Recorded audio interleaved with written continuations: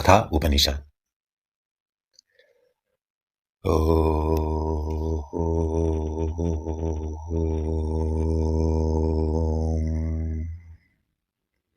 May He protect us both together by illumining the nature of knowledge. May He sustain us both by ensuring the fruits of knowledge. May we attain the vigor of knowledge together. Let what we learn enlighten us. Let us not hate each other. Om.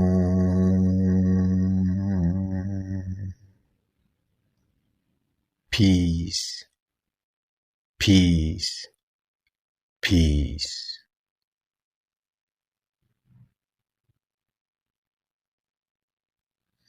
Out of desire, so goes the story. The son of Vajrasva gave away all his wealth. He had a son named Nachiketas.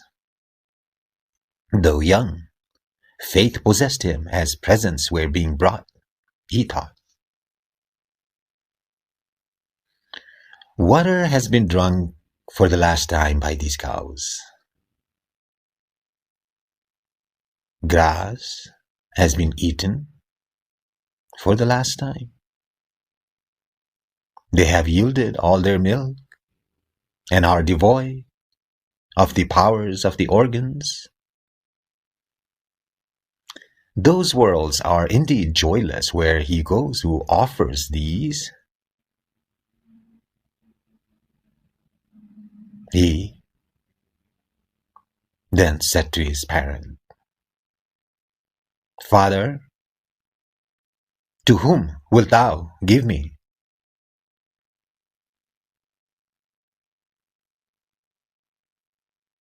A second time, and a third time.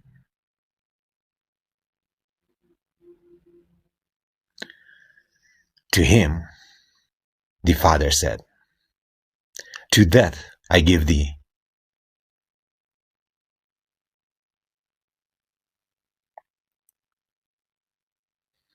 Of many I go the first. Of many I go the middle, most. What purpose of Yama could there be which my father will get accomplished today through me?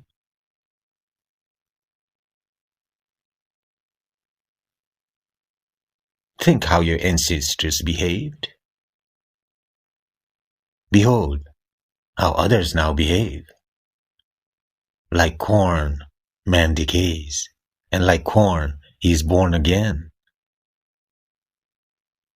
Like Vaishnavara fire, a Brahmana guest enters the houses. Men offer this to propitiate him. O Vaivasvata, Yama, fetch water for him.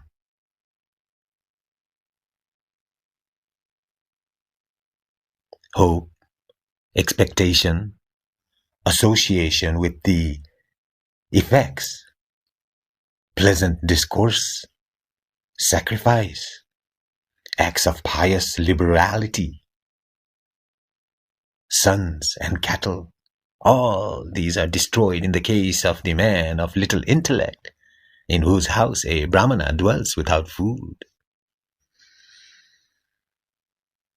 O Brahmana, since thou, a worshipful guest, hast dwelt in my house for 3 nights without food, let me make salutation to thee. O Brahmana, may peace be with me, therefore ask for 3 boons in return. O Death, let Gautama, my father, be relieved of his anxieties. Let him become calm in mind and free from anger towards me. And let him recognize me and talk to me when liberated by thee. Of the 3 boons, this is the first I choose. Audalaki, the son of Aruna, will recognize thee as before and will, with my permission, sleep peacefully during nights, and on seeing thee, released from the jaws of death, he will be free from anger.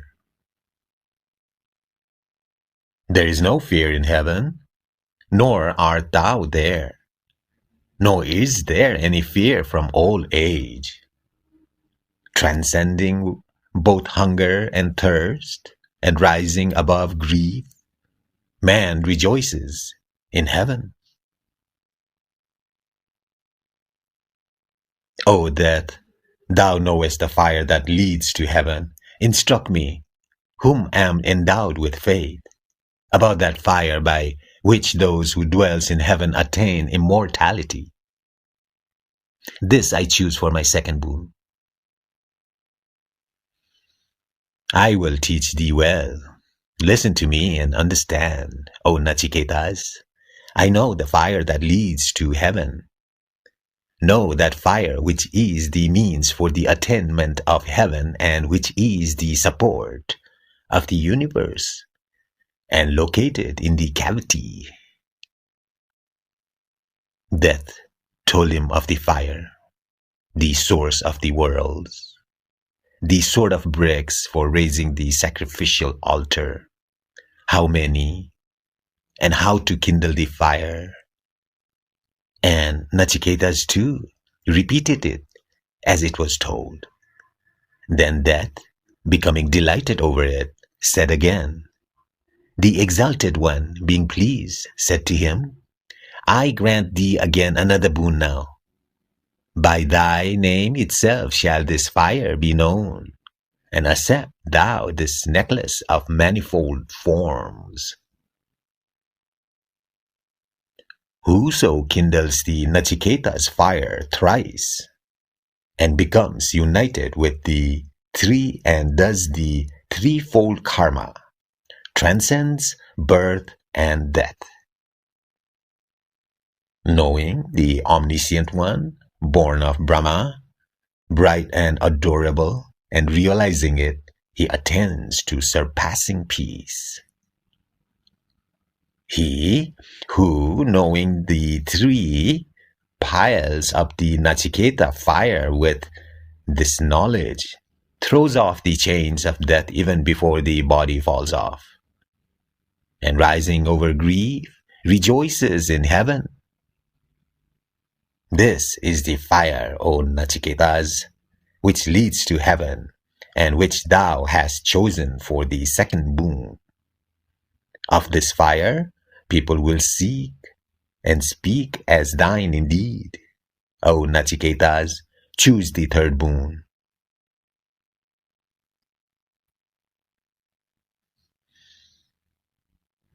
This doubt as to what happens to a man after death. Some say he is, and some others say he is not. I shall know, being taught by thee, of the boons. This is the third boon.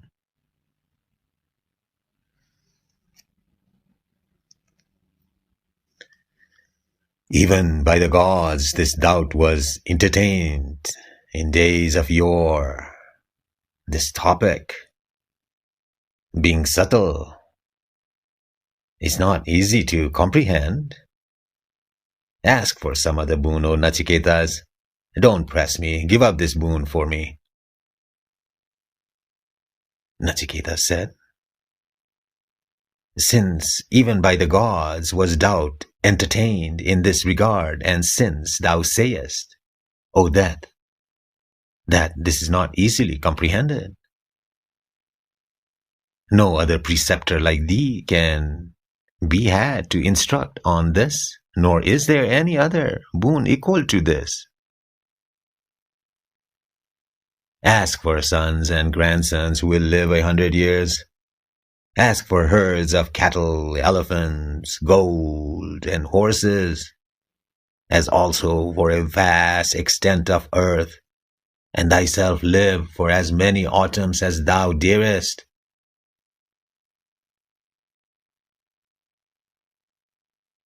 If thou thinkest any other boon to be equal to this, ask for wealth and longevity. Be thou the ruler over a vast country, O Nachiketas. I shall make thee enjoy all thy longings. .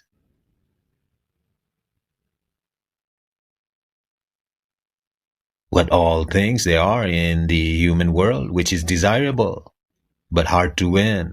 Pray for all those desirable things according to thy pleasure. Here are these damsels with the chariots and lutes, the likes of whom can never be had by men.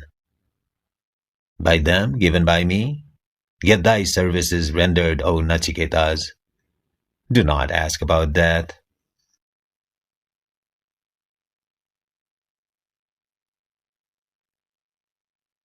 These, O Death, are ephemeral, and they tend to wear out the vigor of all the senses of man. Even the whole life is short indeed.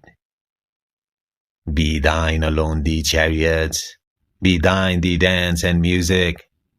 Man cannot be satisfied with wealth. If we need wealth, we shall get it. If we only see thee, we shall live until such time as thou wilt rule.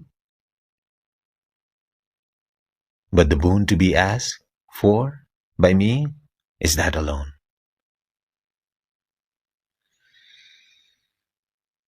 Having gained contact with the undecaying and the immortal, what decaying mortal dwelling of the earth below who knows the higher goal will delight in long life?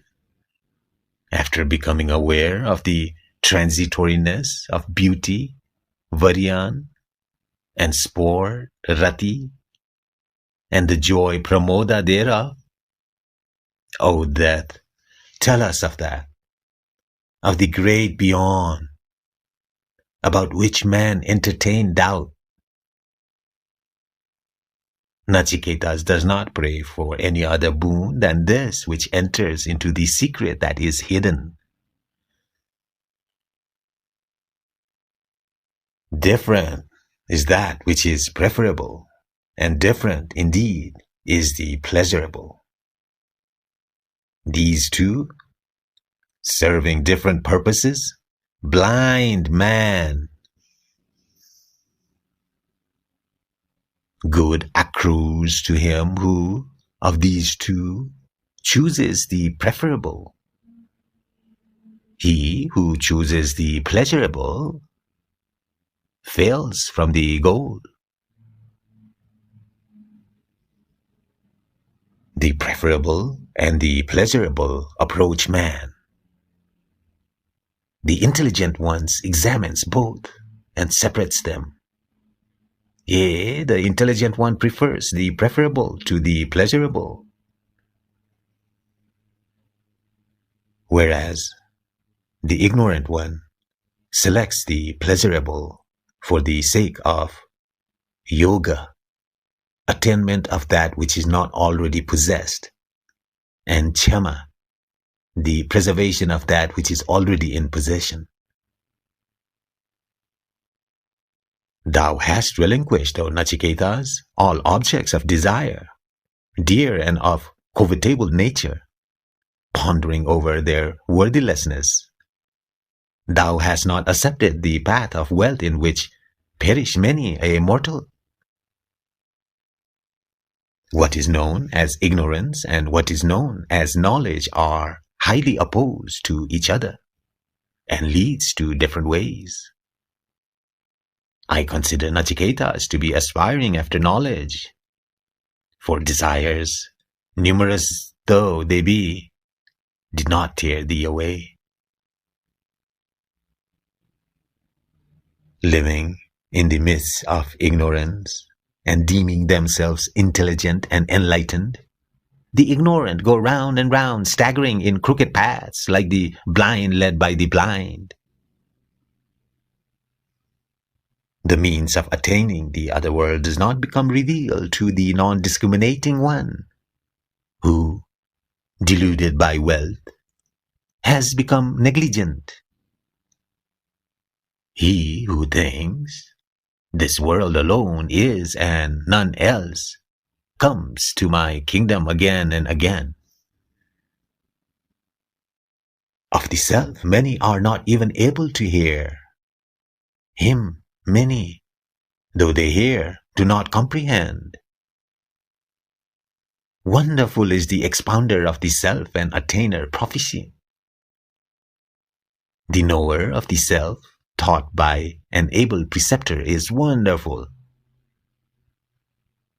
This self, if taught by an inferior person, is not easily comprehended, for it is variously thought of, unless taught by another who is a perceiver of the non-difference.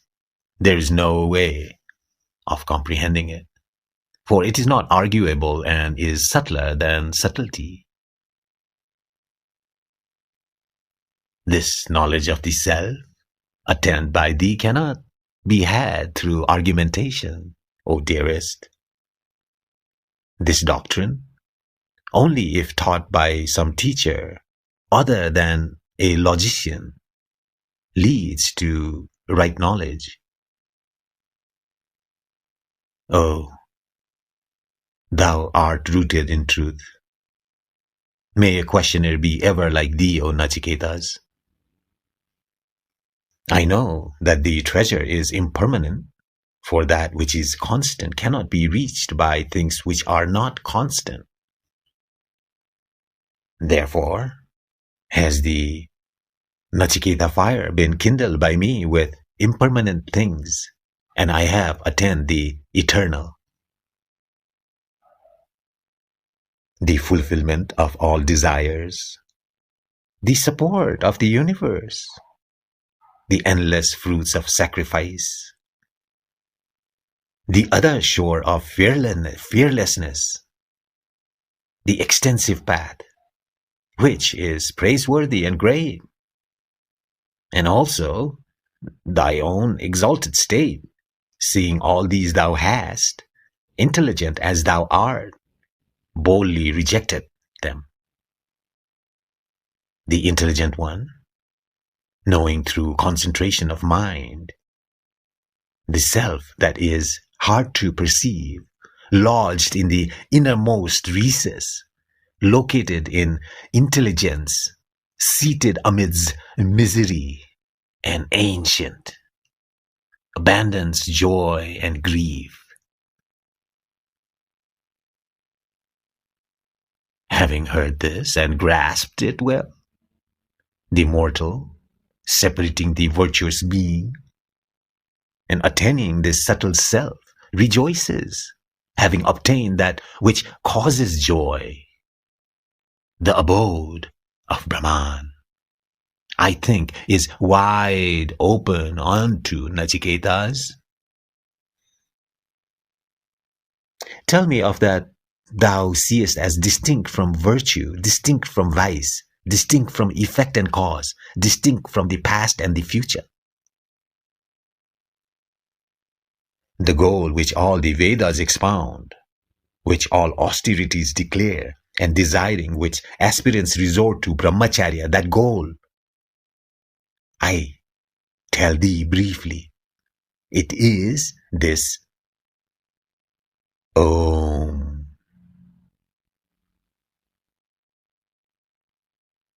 This syllable Om, indeed, is the lower Brahman. This syllable, indeed, is the higher Brahman.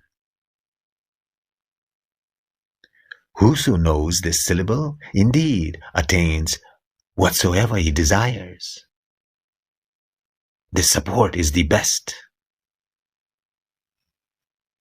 This support is the supreme.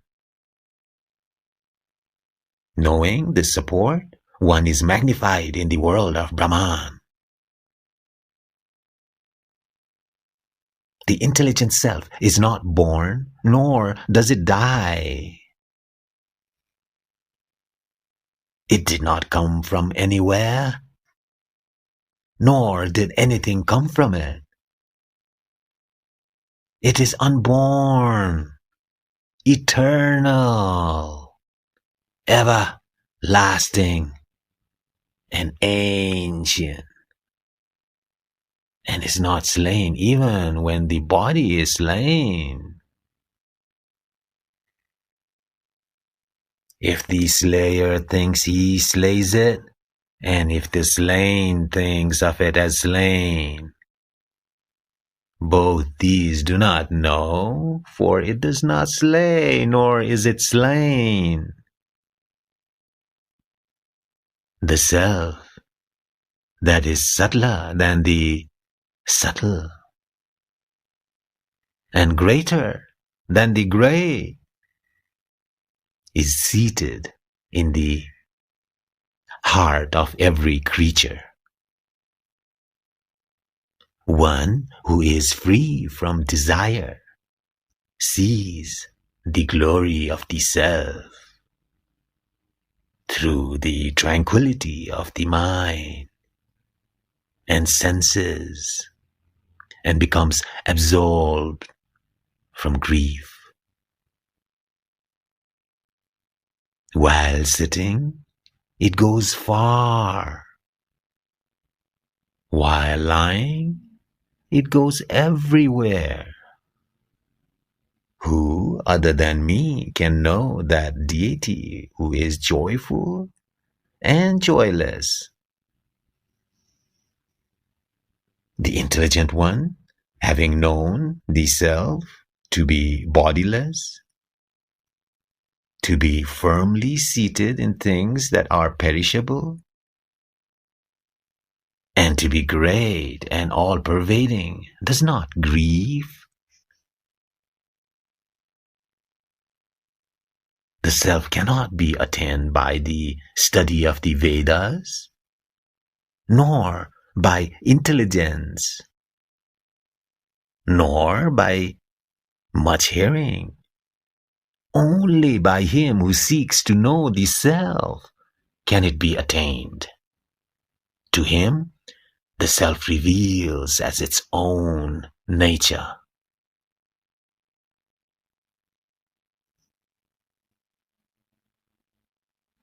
None who has not refrained from bad conduct, whose senses are not under restraint, whose mind is not collected, or who does not preserve a tranquil mind,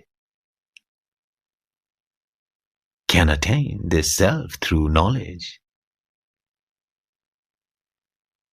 The self to which both the Brahmana and the Kshatriya are food, and death a soup. How can one know thus where it is?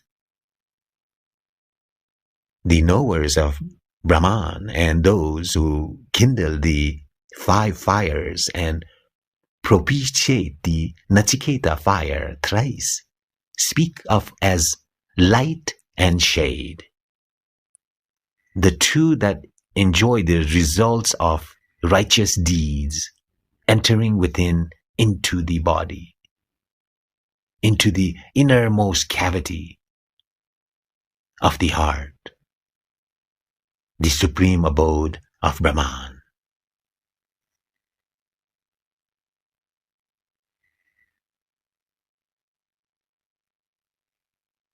May we be able to know the Nachiketa fire, which is the bridge for the sacrificers,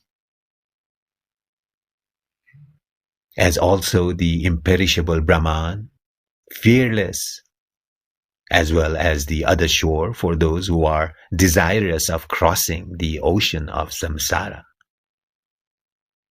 Know the self to be the master of the chariot, and the body to be the chariot. Know the intellect to be the charioteer, and the mind to be the reins. The senses they speak of as the horses, the objects within their view, the way. When the self is yoked with the mind and the senses, the wise call it the enjoyer. But whoso is devoid of discrimination and is possessed of a mind ever uncollected, his senses are uncontrollable like the vicious horses of a driver. But whoso is discriminative and possessed of a mind ever collected, his senses are controllable like the good horses of a driver. But whoso is devoid of a discriminating intellect, possessed of an unrestrained mind, and is ever impure, does not attain that goal, but goes to samsara. But whoso is possessed of a discriminating intellect and a restrained mind, and is ever pure, attains that goal from which he is not born again. But the man who has a discriminating intellect as his driver, and a controlled mind as the reins, reaches the end of the path, that supreme state of Vishnu. The sensory objects are subtler than the senses, and subtler than the sensory objects is mind. But intellect is subtler than mind, and subtler than intellect is Mahat, the Hiranyagarbha, the unmanifested.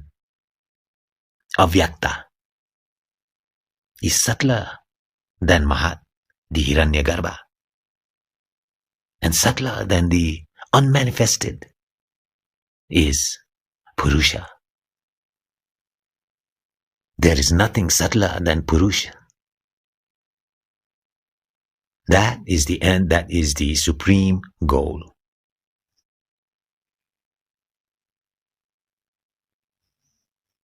The self, hidden in all beings, does not shine, but by the seers of subtle and pointed intellect capable of perceiving subtle objects, it is seen.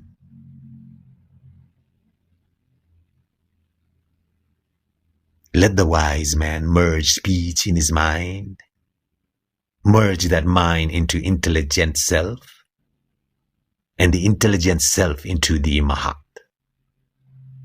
Let him then merge the Mahat into peaceful self. Arise, awake, and learn by approaching the exalted ones. For that path is sharp as a razor's edge, impassable and hard to go by, say the wise. By knowing that which is soundless, touchless, formless, undecaying,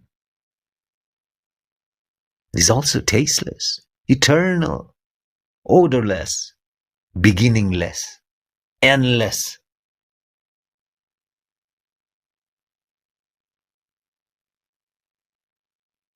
Subtler than Mahat, and constant. Man is liberated from the jaws of death. Narrating and hearing this eternal story of Nachiketas told by death, the intelligent man attains glory in the world of Brahman. Whoso, becoming pure, causes this supreme secret to be recited before an assembly of the Brahmanas, or at the time of Shraddha, that ceremony secures for him infinite results, secures infinite results. The self-existent damned the outgoing senses. Therefore, one sees externally and not the internal self. Someone who is intelligent, with his eyes turned away, desirous of immortality, sees the innermost self.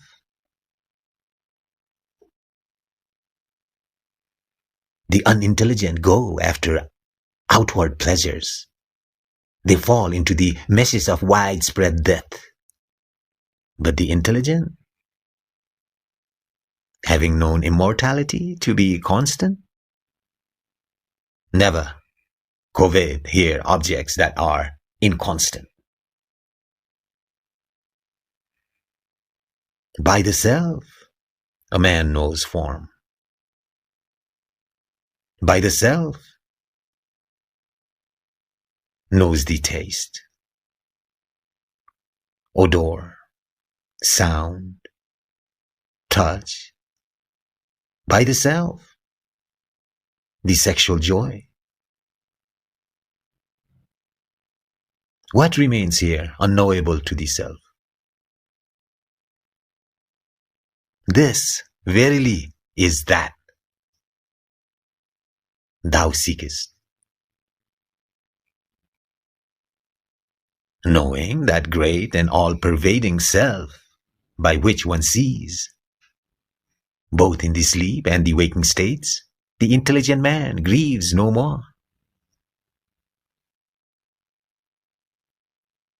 Whoso knows the self closely, the honey-eater,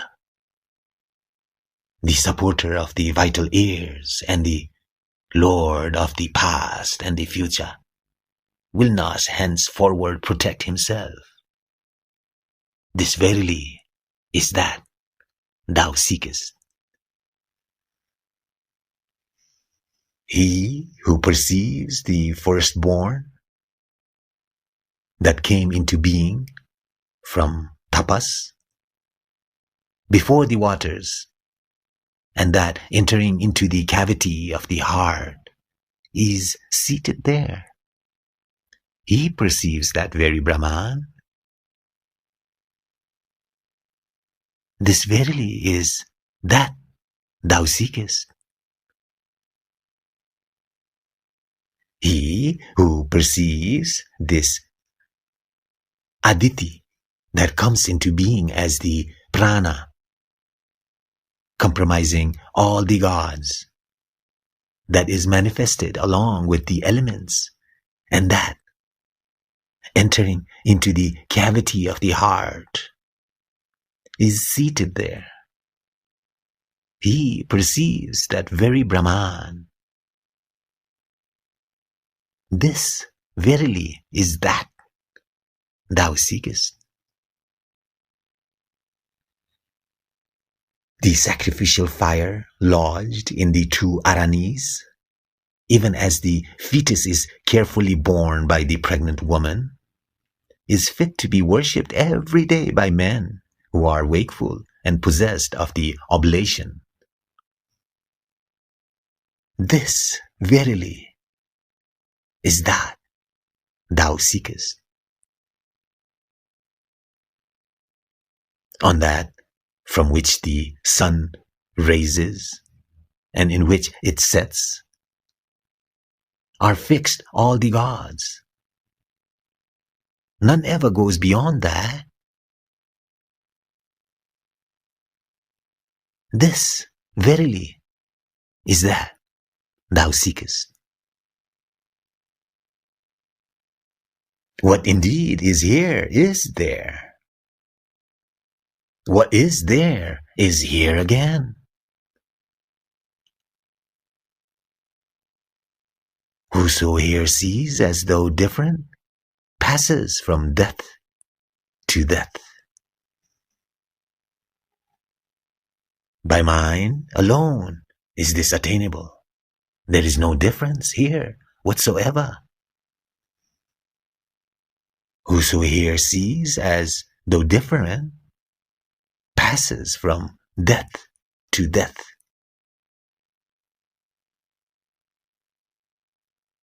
The Purusha of the size of a thumb dwells in the body, realizing him as the Lord of the past and the future. One does not henceforward want to protect oneself. This verily is that thou seekest. The Purusha of the size of a thumb is like a smokeless flame and is the Lord of the past and the future. He certainly exists now. and shall certainly exist tomorrow. This verily is that thou seekest. As rainwater fallen on a mountain ridge runs down the rocks, so does one see the selves differently, run after them alone. As pure water poured into pure water remains the same only, so does the self of the thinker who knows thus become, O Gautama. The city of the unborn, whose knowledge is like the light of the sun, consists of 11 gates. Meditating on him, one does not grieve, and becoming free from the bondage, one becomes liberated. This, verily, is that thou seekest.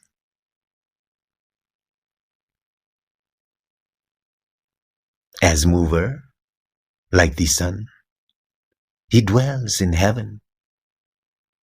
As air, he pervades everything and dwells in inner space. As fire, on the earth as a guest in the guest houses.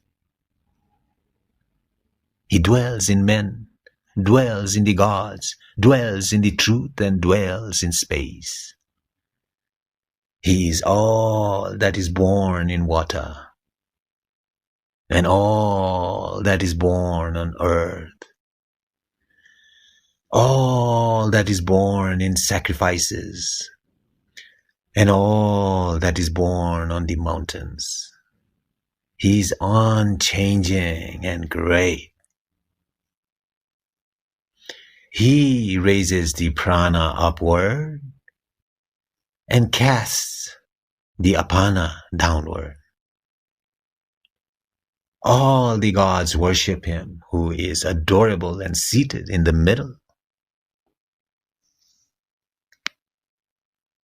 When the self, this self seated in the body, is torn away and freed from the body, what remains here? This, verily, is that thou seekest.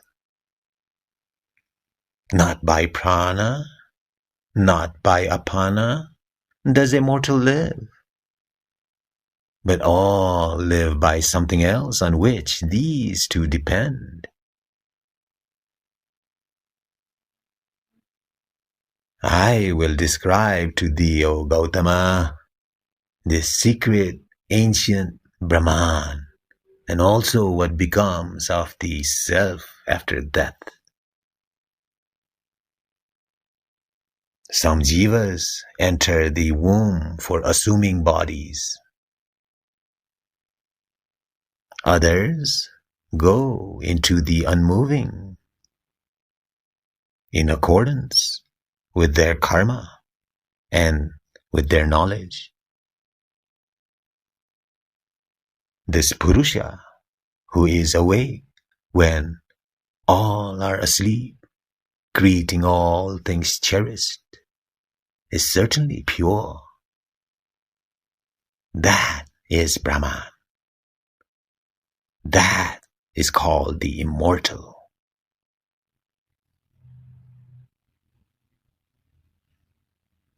All worlds are strung on that.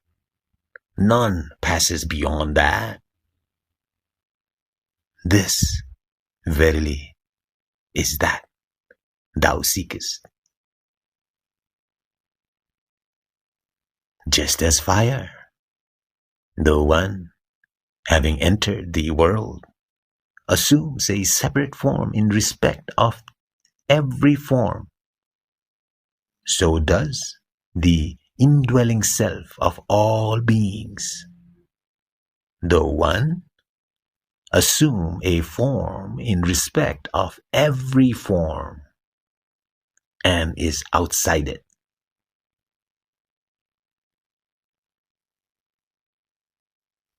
Just as wind, the one, having entered the world, assumes a separate form in respect of each form, so does the indwelling self of all beings. The one assumes a form in respect of every form and is outside it. Just as the sun, which is the eye of the entire world, is not tainted by external impurities seen by the eyes, so also the indwelling self of all beings, the one, is not tainted by the sorrows of the world, it being external. External happiness belongs to the intelligent, not to the others, who realize in their hearts Him who is one, the controller and the indwelling self of all beings, and who makes the one from manifold. Whoso among the intelligent realizes the self in the innermost space of the heart as the eternal among the ephemeral, the consciousness among the conscious, who, though one, dispenses the desired objects to many, to them belongs eternal peace, not to others. How shall I know the indescribable and supreme bliss which they think of as this? Is it self-luminous, or does it shine distinctly, making itself perceptible to the intellect, or does it not? There the sun shines not, nor do the moon and the stars, nor do these lightnings. How then can this fire shine? Everything shines after him that shines. By his light shines all these. This peepal tree with root above and branches down is eternal.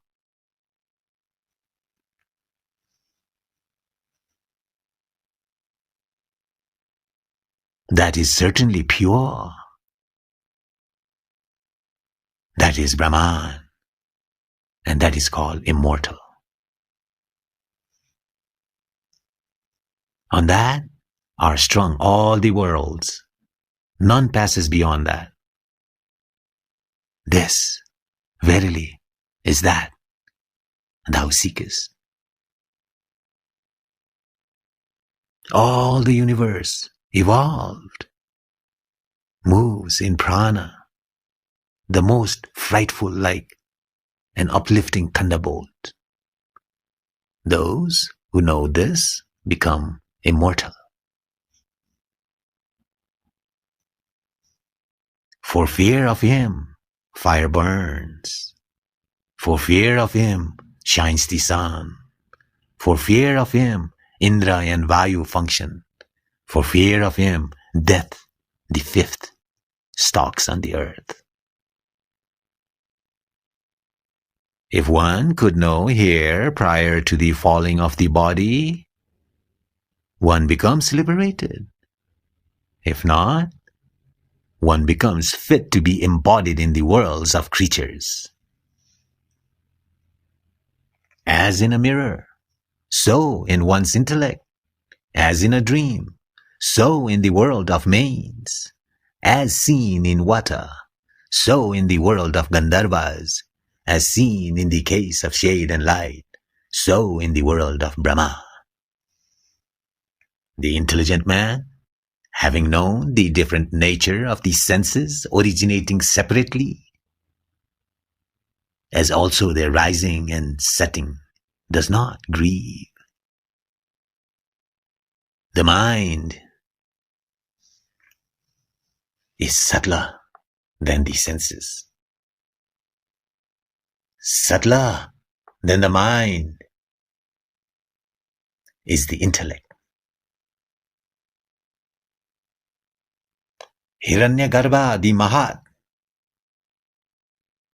is subtler than the intellect. And subtler than Mahat is Avyakta, the unmanifested. But subtler than Avyakta is Purusha, all-pervading and without a linga. Indeed, knowing whom a mortal becomes freed and attains immortality. His form does not stand within the scope of vision. None beholds him with the eye. By the intellect restraining the mind, and through meditation, is he revealed. Those who know this become immortal. When the five senses of knowledge are at rest together with the mind, and the intellect is not active, that state they call the highest.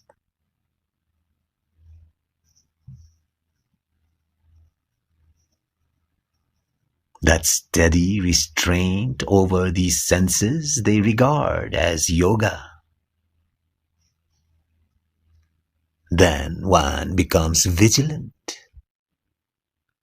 For yoga can indeed originate and can be lost.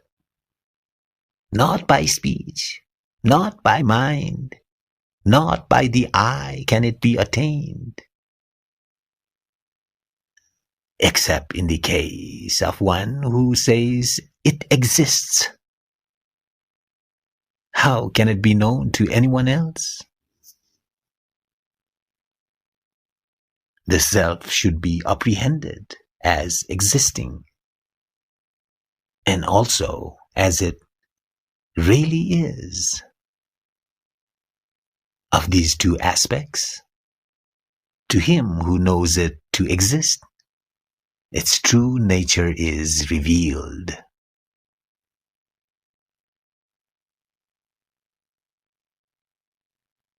When all longings that are in the heart vanish, then a mortal becomes immortal and attains Brahman here.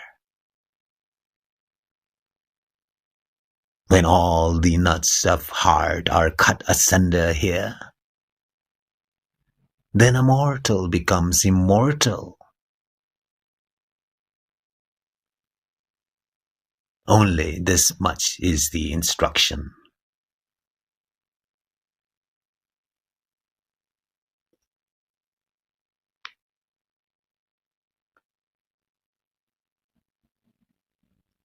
There are 101 nerves of the heart. Of them, one goes out piercing the head.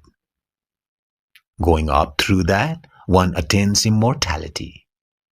The others serve for departing in different ways. Purusha, of the size of a thumb, the inner self, is ever seated in the heart of all living beings. One should, with steadiness, separate him from one's own body as stalk from a munja grass. One should know him as pure and immortal. One should know him as pure and immortal.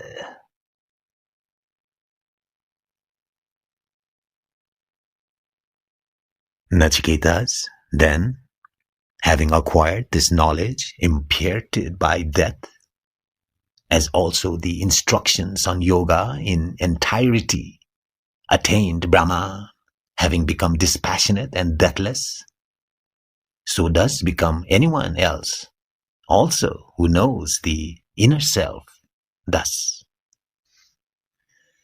May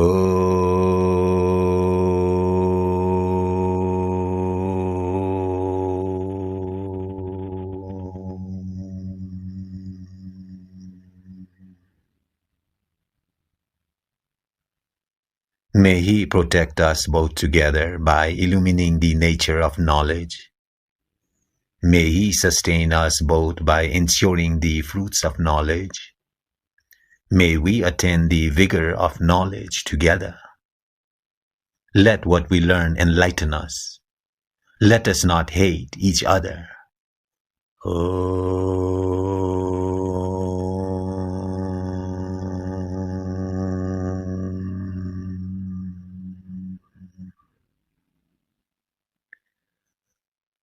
Peace.